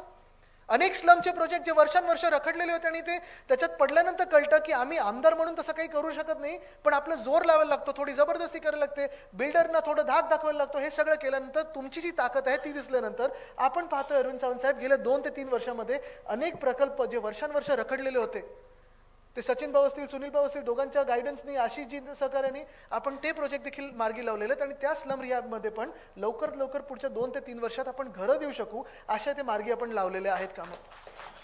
अनेक कामं GK मार्गचा प्रश्न आहे, सगळे येत आहेत, भेटतात. आपण आता प्लॅनिंग चालू केलंय, सर्वे चालू केलेला आहे. कोळीवाड्याचा जो प्रश्न आहे तो माझा शब्द आहे, आणि नुसतं वरळीच्या कोळीवाड्याला नाही तर सगळ्या कोळीवाड्यांना, की आपल्याला त्यांना जसं डेव्हलपमेंट पाहिजे, सेल्फ रिडेव्हलपमेंट असेल किंवा जशी घरं आहेत तशीच घरं पक्की करून ज्या सोयी सुविधा आहेत, मत्स्य जे आपला व्यवसाय आहे तो बंद न करता आपल्याला ते आपल्या पक्क घरं कशी मिळतील ह्याच्यावर आपण विचार करणं गरजेचं आहे. आणि विचार काही आम्ही नाही करू शकत फक्त एकटे, राजकीय लोकांच्या हातात सगळा काही विचार द्यायचा नसतो. नाहीतर जे आता झालं तर तसं होतं. आपल्याला स्थानिक तिकडचे जे स्टेक होल्डर्स आहेत, मग तिकडचे रहिवासी असतील, त्याच्यातले काही एक्सपर्ट्स असतील, जागतिक जे एक्सपर्ट्स असतील, ग्लोबल एक्सपर्ट्स असतील, जगात काही चांगलं झालंय तो मार्ग दाखवण्यासाठी आपल्याला ह्या सगळ्यांना एकत्र करणं गरजेचं असतं. पण आपण पाहतोय या महाराष्ट्रामध्ये असेल, मुंबईमध्ये असेल, कुठचंही काम, कुठचाही त्रास, कुठचाही प्रॉब्लेम, कुठचाही इश्यू, कुठचाही विषय सोडवण्याकडे लक्ष नाही. आज जे लक्ष या मिंदे सरकारचं आहे, आज जे लक्ष या भाजपचं आहे, ते एकाच गोष्टीवर आहे की प्रत्येक गोष्टीमधून पैसे कसे मिळणार. मग कुठेतरी गोंधळ घाला, जो प्रोजेक्ट चालू झाला त्याच्यात काम रखडवा, कुठेतरी SRE बिल्डिंग होते त्याच्यात जाऊन काहीतरी मागा, कुठेतरी रस्त्याचं काम चालू आहे स्वतःच्या कॉन्ट्रॅक्टरला कसं मिळेल बघा. मागच्या वर्षीचा मुंबईचा घोटाळा बघा रस्त्यांचा आणि ह्या वर्षीचा रस्त्यांचा घोटाळा बघा. आपल्याला आठवत असेल मागच्या वर्षी देखील मी सांगत होतो की मुंबईमध्ये 6,080 कोटीचा घोटाळा झालेला आहे आणि मी तो लोकांसमोर आणल्यानंतर त्यांना 1,000 कोटी त्याच्यात कमी करायला लागले, म्हणजे मुंबईचे 1,000 कोटी आपण सगळ्यांनी मिळून वाचवलेले आहेत. त्यावेळी देखील मी प्रधानमंत्री महोदयांना विनंती करत होतो, जाहीर विनंती केली होती की प्रधानमंत्री महोदय तुम्हाला एका घोटाळ्याचं उद्घाटन करायला बोलवत आहेत, भूमिपूजन करायला बोलवत आहेत, कृपा करा आणि येऊ नका. पण ते आले आणि आल्यानंतर त्यांनी नारळ फोडला. आज चॅलेंज देतो, मागच्या वर्षीचे रस्त्याची कामं असतील किंवा ह्या वर्षाची रस्त्याची कामं असतील, एक तरी रस्ता ह्या मुंबईत ह्या 2 वर्षात पूर्ण झालेला दाखवा. एक तरी दाखवा. कॉन्क्रिटीकरणचं पूर्ण पॅच झालेलं दाखवा. कधी कॉन्क्रिटीकरण झालं की कोणाला अजून काहीतरी आठवतं की अरे ह्याच्या खालती आम्हाला लाईन टाकायची होती, वायर टाकायचे होते, पाईप टाकायचा होता. पण हा सगळा जो गलथानपणा चालू आहे मुंबईमध्ये आणि महाराष्ट्रामध्ये तो एकाच व्यक्तीमुळे चालू आहे. त्यांचं नाव एकनाथ शिंदे. खोके सरकार. जे आपण अरविंद सावंत साहेब सांगत होतात डॅव्होसचं माझं कौतुक करत होतात, कौतुक करण्याची बिलकुल गरज नाही, कारण हे कोणी तिथे गेलं ज्याला महाराष्ट्रासाठी काम करायचं, ज्याला जनतेची सेवा करायची, असाच त्या मोठ्या व्यक्तींबरोबर बोलेल, बसेल आणि काम करेल. भिडायची पण गरज नसते, भेटायची गरज असते, कारण आज जग खूप भिडतंय. आपल्याला भेटणं गरजेचं आहे, एकत्र येऊन काम करणं गरजेचं आहे. आज समाजांमध्ये वाद आहेत, आज धर्मांमध्ये वाद आहेत, आज जातींमध्ये वाद आहेत, आज बिल्डिंग्समध्ये वाद आहेत. कुठे ना कुठेतरी आपल्याला मार्ग जर पुढे दाखवायचा असेल, एकत्र यायचं असेल तर आपल्याला ते वाद मिटवून एकत्र यायला लागेल, कारण आपली ओळख महाराष्ट्र आहे, जी हे पुसून अदानी करण्याचा प्रयत्न करत आहेत. पण अरविंद सावंत साहेब तुम्हाला एक तेच सांगतोय, तुम्ही ते हेवी इंडस्ट्रीज खातं देखील सांभाळलेलं आहे. तुम्ही सांगा ते नवरात्रांचं भाजपने काय केलं? सगळं विकलेलं आहे, एकामागोमाग एक विकत चाललेले आहेत. बरं, विकल्यानंतर काही चांगलं निघतंय का? तेही नाहीये. जसं आज आपण पाहतोय सगळ्यांना आपल्याला वाटतंय की अरे नवरत्न तर गेले. महाराष्ट्रामध्ये गेल्या 2 वर्षात तुम्ही मला सांगा एका तरी नव्या रोजगाराची संधी उपलब्ध झाली का? झाली?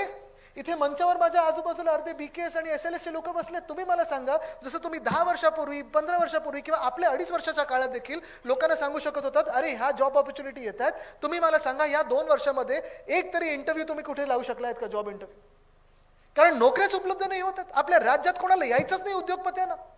मला आठवतं जेव्हा आपली बैठक झाली होती, जेव्हा उद्धव साहेबांचं सरकार आलं, महाविकास आघाडीचं सरकार आलं, तेव्हा उद्धव साहेबांनी एक बैठक बोललेली. त्याच्यात अगदी रतन टाटा साहेब असतील, मुकेश अंबानी साहेब असतील, सगळे उद्योगपती आले आणि त्यांनी सांगितलं होतं की ह्या राज्याच्या पुढे नेण्याची जबाबदारी आता आमची, उद्योगपती म्हणून आम्ही घेत आहोत आणि तसं आपण करून दाखवलं. जागतिक काही ग्लोबल ऑन्टरप्रेन्योर्स होते, डॅव्होसला देखील आपण वेगळ्या लोकांशी बोललो. 6.5 लाख कोटीची गुंतवणूक आपल्या राज्यामध्ये आणली आणि ती गुंतवणूक मध्यंतरी जेव्हा हे आत्ताचे उद्योग मंत्री, त्यांचे उद्योग मला काही माहित नाही, पण डांबर गायब होत असतं त्यांच्या जिल्ह्यामधून. माहिती आहे का कोण? अच्छा, डांबरवर कळलं की काय तुम्हाला, की खात्यावर कळलं? त्यांनी मला चॅलेंज दिलं, आदित्य खोटं बोलतोय. आदित्यने सांगितलं ते खोटं आहे, महाविकास आघाडीच्या काळात काहीच नव्हतं आलं. एका न्यूजपेपरने, एका वृत्तपत्राने दाखवलं की 95% जे आपण MOU सही केले होते त्याचं कन्व्हर्जन झालं आणि तिथे काम चालू आहे. म्हणजे जी काही रोजगाराची संधी उपलब्ध होईल ती आपल्या वेळेची होईल. पण गेल्या 2 वर्षामध्ये आपण पाहतोय एकाही उद्योगपतीला हे मुख्यमंत्री आणि 2 DCM कुठचाही माणूस विश्वासू वाटत नाही. 1 रुपयाची गुंतवणूक आपल्या राज्यात येऊ शकत नाही, कारण विश्वासच नाही आणि पॉलिटिकल स्थिरता नाही आहे, राजकीय स्थिरता नाही. आज अस्थिरता जी निर्माण झालेली आहे, आज गुंडगर्दी जी झालेली आहे, कोण कोणालाही मारतंय, APR काय हमला होतोय, PIवर कधी हमला होतो, पोलिसांवर काय लाठीचार्ज होतो, कधी वारकऱ्यांवर लाठीचार्ज होतो, कधी जरांगे पाटील साहेबांवर लाठीचार्ज होतो. पण त्या लाठीचार्जच्या मागे जनरल डायर कोण हे कोणालाच अजून कळलं नाहीये. एकनाथ शिंदेंनी आदेश दिले होते की देवेंद्र फडणवीसांनी आदेश दिले होते? कोणालाच माहिती नाही. मुख्यमंत्र्यांच्या आदेशाशिवाय असा लाठीचार्ज होऊ शकतच नाही. पण आज नोकऱ्यांच्या संध्या आहेत कुठे?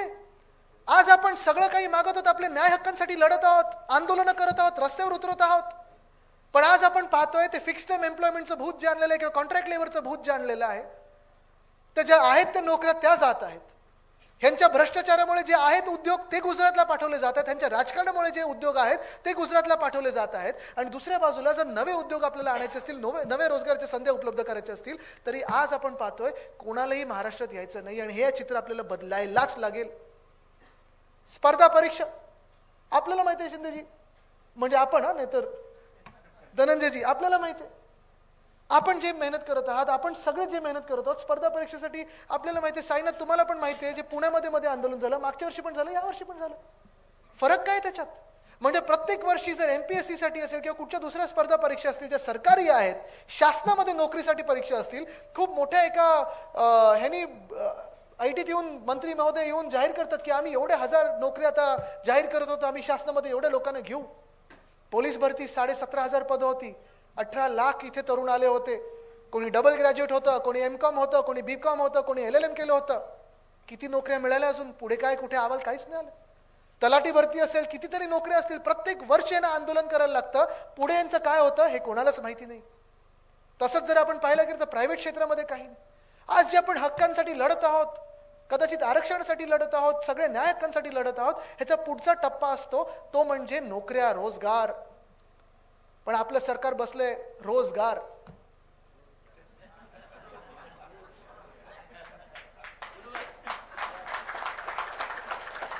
आणि म्हणून आपण ठरवलेलं आहे की जेव्हा आपलं सरकार येईल, आणि आत्ताच सरकार येतंय, आपलं सरकार आपण आणणारच, तुम्ही सगळे आपलं सरकार आणणार.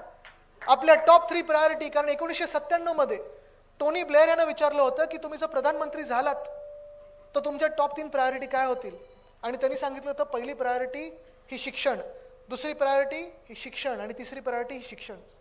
तसं आपण करून दाखवलं आणि ते महाराष्ट्रात करू. मुंबई पब्लिक स्कूलमध्ये IB आणलं, IGCSE आणलं, CBSE आणलं, सगळं आणलं.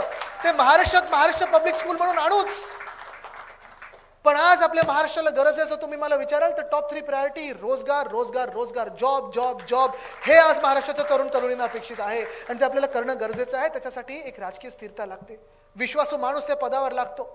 तसं त्यांच्यासोबत आजूबाजूची जी लोक आहेत, जे सगळे गद्दार होते ते नशिबाने तिथे गेलेले आहेत. आज विश्वासू लोक म्हणजे आपला महाराष्ट्र आहे. पण तुम्ही ठरवायचं आहे ह्या महाराष्ट्राला कुठच्या मार्गी न्यायचं आहे. एका बाजूला ही लूट चालू आहे, भ्रष्टाचार चालू आहे, एका बाजूला आपण पाहतोय कुठे काम नाही पण भ्रष्टाचार आहे, कॉन्ट्रॅक्टर्सची मजा चालली आहे, बिल्डर्सची मजा चालली आहे. दुसऱ्या बाजूला मुंबईतून मराठी माणसाला आणि आपल्या सर्वांना मग बाहेर काढण्याचा प्रयत्न होत आहे. कोळीवाडे आता क्लस्टर डेव्हलपमेंटमध्ये घशात बिल्डरांच्या घालणार. 1080 एकर तर घातलेच आहेत, ते देखील आपल्याला रद्द करायचं आहे.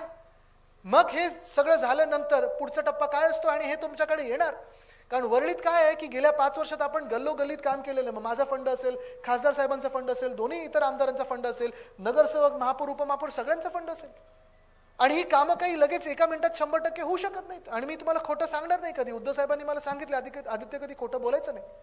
पण हे सगळं होत असताना आपण वरळी A+ करत असताना मग BDTचा प्रश्न असेल, स्लमचा प्रश्न असेल, आपल्या चाळींचा इतर प्रश्न असेल, कोळीवाड्याचा प्रश्न असेल, हायराईज सोसायटीचा प्रश्न असेल, चांगले रस्ते असतील, डिस्पेन्सरी असेल, हे सगळं होत असताना कोविडचा काळ जो आपण पाहिला होता, मी अभिमानाने तुम्हाला सांगू शकतो आणि तुम्ही देखील कोणालाही सांगू शकाल की या देशामध्ये जर पहिलं मोबाईल कोविड सेंटर कुठे उभारलं गेलं असेल आणि ते पहिलं आणि नेहमीच टॉपला राहिलेलं ते आपलं वरळी NSCI डोमला उभं केलं होतं. एक सरकारी पैसा न वापरता CSR. मी तेव्हा काही फोन केले इकडे तिकडे, सगळ्यांनी मदत केली. आज सगळीची नेते मंडळी माझ्या बाजूला बसले, त्यांनी मदत केली. डॉक्टर लाकडावाला तेव्हा आले. आणि मग मुंबईभरातून कोणी रात्री अपरात्री फोन केलं तरी मला फोन याचा, आदित्य आमच्याकडे बेड आता उपलब्ध होतं पण वरळीत मिळेल का. ते पाहून लगेच आपण BKC मध्ये केलं, ते पण आपण मुलुंडमध्ये केलं, ते पण आपण दहिसरमध्ये केलं. आणि मुंबईचं मॉडेल, धारावीचं मॉडेल हे जागतिक स्तरावर त्याचं कौतुक झालं. ते आपलं कोविड सेंटर हे आपल्या मुंबईत वरळीमधून सुरू झालं होतं. ह्याचा मला अभिमान आहेच. कोविडच्या वेळी, कोविडच्या नंतर, सरकार असताना, सरकार नंतर. पण आपला हा जो लढा आहे तो आपल्या संयुक्त महाराष्ट्र, आपल्या महाराष्ट्राच्या अस्मितेसाठी आहे, आपल्या महाराष्ट्रासाठी, आपल्या मुंबईसाठी आहे, तुमच्या आमच्या अस्तित्वासाठी आहे, अस्मितेसाठी. आणि अस्तित्व जेव्हा मी म्हणतो तेव्हा राजकीय अस्तित्व नाही. कारण राजकीय अस्तित्व हे मला महत्त्वाचं वाटत नाही. आपल्याला विचार करा, हा माझं जे वय आहे आणि जे काही घडलं आमच्यासोबत, माझ्या वडिलांसोबत जे घडलं, माझ्यासोबत जे घडलं किंवा आपल्या पक्षासोबत घडलं, कदाचित 2 वर्षापूर्वी हे सगळं सोडून निघून गेलो असतो कुठेतरी परदेशी, काहीतरी वेगळा जॉब करू शकलो असतो. जे वार माझ्यावर होत होते पुढून मागून सगळीकडून, जे वार आपल्या सगळ्या कार्यकर्त्यांवर होत आहेत, आज देखील सूरज चव्हाण जेलमध्ये बसलाय बिचारा. हे सगळं जे आहे ह्या अन्यायाविरुद्ध लढायला ह्या महाराष्ट्रात मी लढणार आणि ह्यांना बाहेर पळवण्याशिवाय थांबणार नाही. ही शपथ शिवरायांच्या चरणी मी घेतलेली आहे, डॉक्टर बाबासाहेब आंबेडकरांच्या चरणी घेतलेली. ही ताकद आहे आपली, ही आपली एकजुटीची ताकद आहे. कारण हे जर आपण आजमावली नाही आत्ता तर मग आपलं नाव हे ते बदलतील, आपली ओळख ते बदलतील, आपलं राहणं आहे ते बदलतील, आपलं जगणं आहे ते बदलतील आणि आपल्याला आवाज काढायला पुढे काही संधी मिळणार नाही.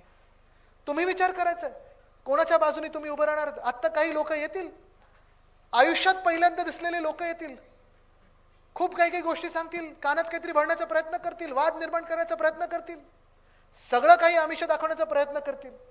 पण तुम्ही त्यांना विचारा, जेव्हा कोविडचं संकट आमच्यावर होतं तेव्हा उद्धव बाळासाहेब ठाकरे आमच्यासाठी लढत होते, तुम्ही कुठे बिळात बसला होता? जेव्हा ह्या महाराष्ट्राला पुढे न्यायचं होतं तेव्हा उद्धव बाळासाहेब ठाकरे आमच्यासाठी लढत होते, तुम्ही कुठे होतात?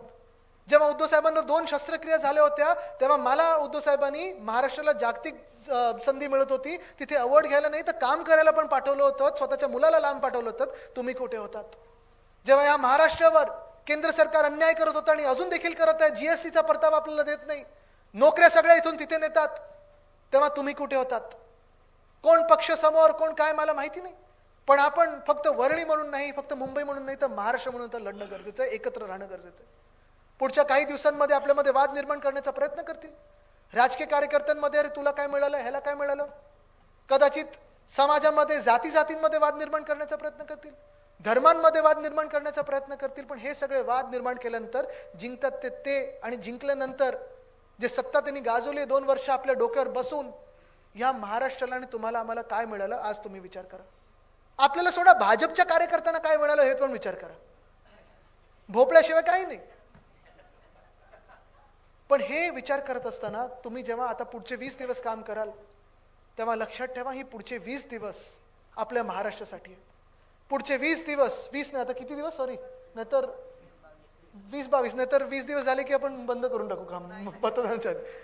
पण पुढचे दिवस तुमचं प्रत्येक मत हे महाराष्ट्रासाठी असेल. आज आपण लढत आहोत ते पुन्हा एकदा राक्षसासमोर लढत आहोत. आज आपण लढत आहोत ते आपल्या महाराष्ट्रासाठी लढत आहोत, आपल्या स्वाभिमानासाठी लढत आहोत. कदाचित तुम्हाला वाटत असेल इथे 50% महिला आलेल्या आहेत आणि महिलांची ताकद नेहमी शिवसेनेसोबत राहिलेली. कदाचित तुम्हाला वाटत असेल की 1500 रुपयावर तुमचं भागून निघणार आहे. काही काही लोकांना मिळतात, काही काही लोकांना मला वाटतं स्कीम काही काही ठिकाणी बंद पण झाली. नाही ते जाऊ दे, मी आज महिलांना जादू करून दाखवणार आहे. आज शेवटचा आज मुद्दा घेतो, कारण पलीकडे व्हीनसमध्ये पण जायचं, मग अजून 2-3 बैठक आहेत. जादू करून दाखवतो. डोळे बंद करा. केले? आता तुम्ही बघा, भाजपा जी 15 लाखापर्यंत बोलत होती 10 वर्षापूर्वी, आता डोळे उघडा, किती मिळाले हातात, किती शून्य कापले? म्हणजे 10 वर्षापूर्वी जे 15 लाखापर्यंत बद्दल बोलत होते आज 1500 द्यायला निघालेले आहेत. आणि पुढे तुम्हाला सांगतो, जर चुकून यांचं सरकार बसलं तर हे 150 रुपये 150 रुपये हातात द्यायला यांच्यात लाज काही राहणार नाही. कारण शेतकऱ्यांना नुकसान भरपाई म्हणून 60 आणि 25 रुपयाचे चेक देतात. हे निर्लज्ज लोक आहेत, हे कोणाचे नाहीत, हे निर्दयी लोक आहेत. मी आज तुम्हाला सांगत आहे, महिलांना फक्त 1500 नाही तर वाढीव आपण देऊ, पण सुरक्षित महिला आपण देऊ, हे आपलं धोरण राहणार आहे.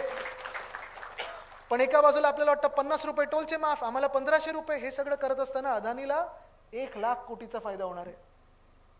त्यांचा फायदा होऊ दे, मला काही त्याच्यात अडचण नाही.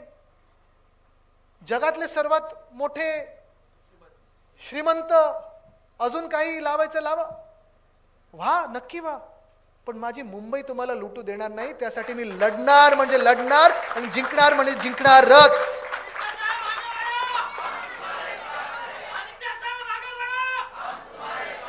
हे आपल्याला लक्षात घेऊन पुढे लढायचंय. निघताना आपल्याला फक्त एक सांगतो, जे वाद निर्माण करतील कदाचित हे हिंदू मुस्लिम वाद देखील निर्माण करतातच. तुम्हाला भाजपचं दुटप्पीपणा हिंदुत्वातला सांगतो. आता आपली क्रिकेटची टुर्नामेंट कोणाबरोबर चालली? बांगलादेश बरोबर आहे ना. 2 महिन्यापूर्वी आपल्याला काय सांगत होते होय भाजपवाले, की बांगलादेशमध्ये हिंदूंवर अत्याचार होतोय आणि ते तिथे होत आहे म्हणून आपल्याकडच्या मुस्लिम बांधवांना मारायला निघाले होते, इथे कुठेतरी दंगली निर्माण करायला निघाले होते. व्हॉट्सअप ग्रुपवर चाललं होतं, all eyes on Bangladesh, all eyes on Hindus on Bangladesh. आज तुम्ही विचार करा अरविंद सावंत साहेब, जर आज आपलं सरकार किंवा काँग्रेसचं सरकार असतं केंद्रात, आणि येणार ते आणणार लवकरच, पण बीसीसीआय पण आपल्याच कोणाच्या तरी हातात असती, जर पवार साहेब अध्यक्ष असते आणि त्याच बांगलादेशबरोबर आपण खेळलो असतो, तर हेच सगळे भाजपवाले आले असते ना रस्त्यावर आंदोलन करत. हा दुटप्पीपणा आहे. त्यांचं हिंदुत्व हे राजकीय हिंदुत्व आहे, राजकारणासाठी वापरतात आणि नंतर आपल्याला फेकून देतात. हा विचार आपण सगळ्यांना करायचा. आणि म्हणून आपलं हृदयात राम आणि हाताला काम हे जे धोरण आहे, मी पुन्हा एकदा सांगतो, जात पात धर्म सगळं आपल्याला बाजूला ठेवून जर आपल्याला ओळख ही बदलायची नसेल, महाराष्ट्र म्हणून स्वाभिमानाने जगायचं असेल, तर ह्या निवडणुकीत आपल्याला एकच चिन्ह, त्याच्यावर मतदान करायला लागेल. आपलं चिन्ह कुठचं आहे? चिन्ह कुठचं आहे? चिन्ह कुठचं आहे? भ्रष्टाचाराविरुद्ध, लुटेविरुद्ध, भ्रष्टाचाराविरुद्ध, मिंदेंविरुद्ध आणि जे राक्षस आपल्या समोर उभे राहिलेत त्यांची होळी करायला कुठचं चिन्ह? मशाल. आपल्याला मशालावर मतदान करायचंय कारण आपल्याला महाराष्ट्र जिंकवायचंय. धन्यवाद. जय हिंद, जय महाराष्ट्र, वंदे मातरम. इथून पुढे काम करत असताना तुमचं प्रेम, आशीर्वाद असंच माझ्यासोबत राहू द्या आणि जेव्हा घरोघरी जाल तेव्हा आपण हेच समजा की मी तुमच्या सोबत आहे, कारण तुम्ही माझ्यासोबत सदैव असाल. धन्यवाद साहेब, धन्यवाद. तुम्ही जे करून दाखवलं ते आज सतत बोलून दाखवलं. आपण सगळ्यांनी एका गोष्टीची नोंद घ्या, निघू नका. मी या ठिकाणी वरळी विधानसभेच्या वतीने विधानसभा संघटक निरंजन नरवडे यांना आणि हरीश वरीकर यांना विनंती करतो की आदित्य साहेबांचं पुष्पगुच्छ देऊन या ठिकाणी स्वागत करायचं आहे. त्याचप्रमाणे शिवसेनेचे नगरसेवक, माजी नगरसेवक अरविंद भोसले हे दिवाळीच्या पूर्वेला महाविकास आघाडीच्या वतीने प्रखर ज्वाज्वल अशी मशाल असलेली कंदील आदित्य साहेबांना देत आहेत. शाखा प्रमुख जिवबा केसरकर, मी आपल्याला विनंती करतोय कनवजे साहेबांना आपण पुष्पगुच्छ द्यायचं आहे. शिवसेनेचे सचिव लाखे पाटील साहेब यांना देखील, संतोष जाधव आपण पुष्पगुच्छ द्यायचं आहे. शिवसेनेचे सचिव सन्माननीय शिवसेनेचे नेते खासदार अरविंद सावंत यांना देखील सचिन साहेब पुष्पगुच्छ देतील.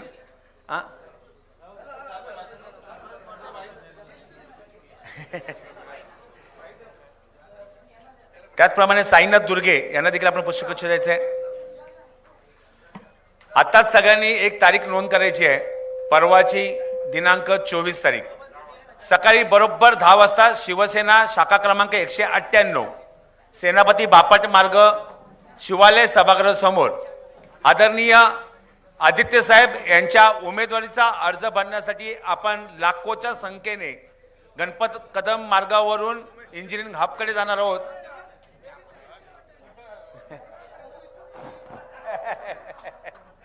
आपण सगळ्यांनी त्या ठिकाणी यायचं आहे. एका जल्लोषात, एका उत्साहात, वाजत गाजत